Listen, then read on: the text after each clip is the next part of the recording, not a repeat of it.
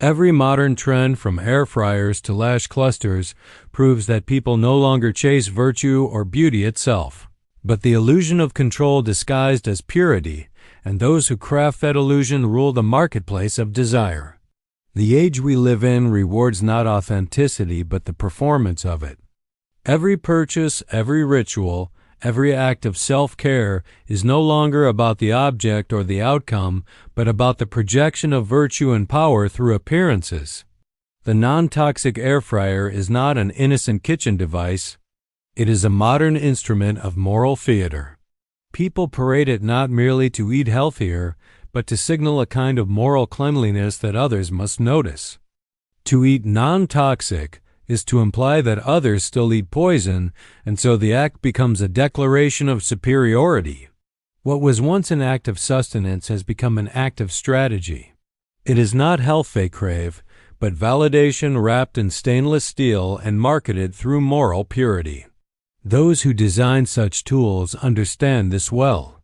They sell not functionality, but ideology. They do not sell air fryers. They sell absolution for indulgence. They whisper to the buyer, "You may still feast, but now your indulgence is holy."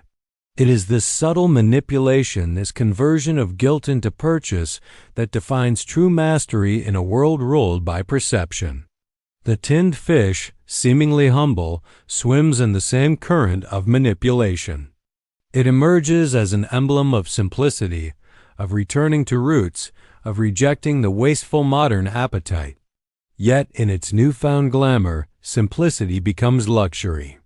Those who once turned away from canned goods now display them on ceramic plates, drizzled with imported oils, captured under perfect lighting.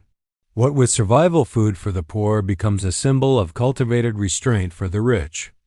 This inversion is no accident, it is the oldest trick of power. To elevate what was once despised, to transform necessity into novelty, is the genius of influence.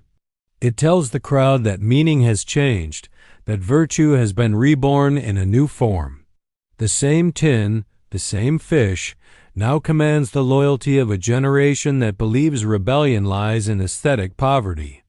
And so, the trend thrives because it allows one to play both the rebel and the elite in a single performance. Enter the red light therapy belt, the glowing artifact of modern faith.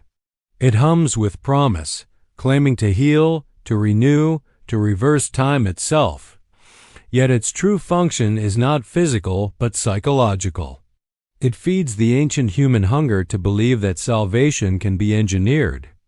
The light itself becomes symbolic red, the color of vitality, of blood, of power. When the belt glows, it transforms the act of healing into a ritual of control. No longer must one surrender to age or fatigue. One may now command the body with light.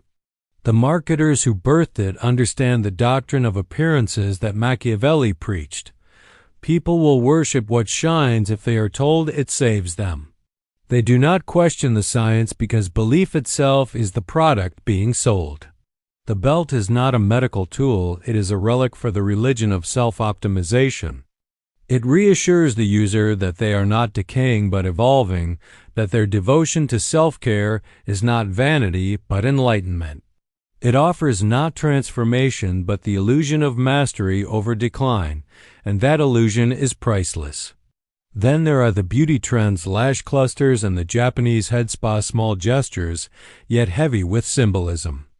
The lash cluster represents the subtlety of manipulation. It does not shout.